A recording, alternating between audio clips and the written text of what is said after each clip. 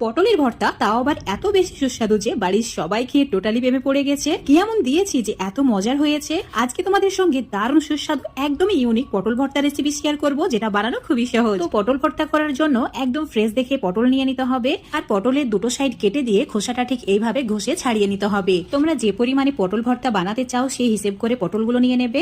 আমি এখানে ওই 5 থেকে 6টি মতো পটল নিয়েছি। এবার পটলটাকে 2 টুকরো করে এভাবে পাতলা করে কেটে নিতে হবে, যতটা পারবে পাতলা করেই কেটে নেবে। একটা বাটির মধ্যে নিয়ে নিচ্ছি, তারপর জল দিয়ে ভালো করে ধুয়ে নেব। জলটাকে ঝরিয়ে নিয়ে রেখে দিচ্ছি। এদিকে চুলোর উপর একটা কড়াই নিয়েছি, তাতে দিয়ে দিচ্ছি 1 কাপ তিল। এখানে আমি সাদা তিল নিয়েছি। তিলটা একদম গোল্ডেন ব্রাউন করে ভেজে নিতে হবে। চুলোর ফ্লেমটা লো করে রেখে গোল্ডেন ব্রাউন করে ভেজে নিয়েছি। তো এখন একটা প্লেটের মধ্যে তুলে রেখে দিতে হবে, যাতে এটা ভালোভাবে ঠান্ডা হয়ে যায়। এখন কড়াইয়ে ওই 2 চামচ মতো তেল দিয়ে তেলটা গরম করে নেব। তারপর কেটে ধুয়ে রাখা পটলের টুকরোগুলো দিয়ে দিতে হবে।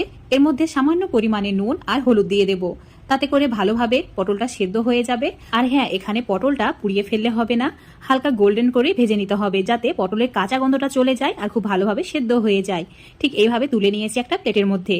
এবার ওই কড়াইয়ে আরো 1 চামচ মতো তেল দিয়ে তাতে 4টি শুকনো লঙ্কা দিয়ে দিচ্ছি, আর বেশ কয়েকটি রসুনের কোয়া। এখানে একটা বড় সাইজের রসুনের কোয়াগুলোকে অ্যাড করেছি। এই ভর্তায় রসুনের যে ফ্লেভার সেটা এত ভালো লাগে যে তোমাদের বলে বোঝাতে পারবো না। তো এখন একদম লালচে করে ভেজে নিয়েছি, একটা প্লেটের মধ্যে তুলে রেখে দিলাম। ওই তেলের মধ্যেই দিয়ে দিতে হবে একটা বড় সাইজের পেঁয়াজকে ঠিক এইভাবে স্লাইস করে কেটে নিয়ে পেঁয়াজের কাঁচা গন্ধ চলে যাওয়া পর্যন্ত ভাজবো, মানে লালচে করবো না, জাস্ট হালকা একটু টেলে নিতে হবে। তো পেঁয়াজটা ভাজা হয়ে গেছে, প্লেটের মধ্যে তুলে রেখে দিয়েছি। এবার একটা মিক্সচার জার নিতে হবে, তার মধ্যে ভেজে রাখা পটলের টুকরোগুলো সম্পূর্ণ অ্যাড করে দিতে হবে। আর এর মধ্যে যে স্পেশাল ইনগ্রেডিয়েন্টস সেটা অ্যাড করে দিচ্ছি, যেটা হচ্ছে ভাজা তিল। এই ভাজা তিল দিয়ে ভর্তা বানালে স্বাদে হয়ে যায় একদম অমৃত। এখন এর মধ্যে দিয়ে দিচ্ছি ভেজে রাখা রসুনের কোয়াগুলো, তারপর একদম ভালোভাবে পেস্ট করে নিতে হবে। এখানে কোনো রকম জল বা কোনো কিছু অ্যাড করা যাবে না, এভাবে একটু সময় নিয়ে পেস্টটা করে নিয়েছি। দেখতেই পাচ্ছ একদম পারফেক্ট হয়েছে। এবার একটা বাটির মধ্যে ভেজে রাখা শুকনো লঙ্কাগুলো নিয়ে নিতে হবে, তাতে স্বাদ মতো নুন দিয়ে দিতে হবে। পটল ভাজার সময় যেহেতু আমরা নুন দিয়েছিলাম, তাই একটু বুঝেই নুনটা অ্যাড করবে। ভালো করে লঙ্কাগুলোকে মুচড়ে নেওয়ার পর তাতে দিয়ে দিতে হবে ভেজে রাখা পেঁয়াজ, আর দিয়ে দিচ্ছি একদম ফ্রেশ দেখে ধনেপাতা কুচি আর বেশ কয়েকটি কাঁচা লঙ্কা অল্প করে চিড়ে অ্যাড করেছি। কাঁচা লঙ্কাগুলো এভাবে গোটা রেখে মানে সামান্য চিড়ে অ্যাড করতে হবে। আর দিয়ে দিতে হবে 2 চামচ মতো সর্ষের তেল, কাঁচা সর্ষের তেল অবশ্যই অ্যাড করতে হবে। একদম ভালো করে মাখিয়ে নেওয়ার পর পেস্ট করে রাখা তিল, রসুন আর যে পটলের মিশ্রণটা সেটা সম্পূর্ণ অ্যাড করে দিয়েছি। এবার শুধু মাখিয়ে নেওয়ার পালা।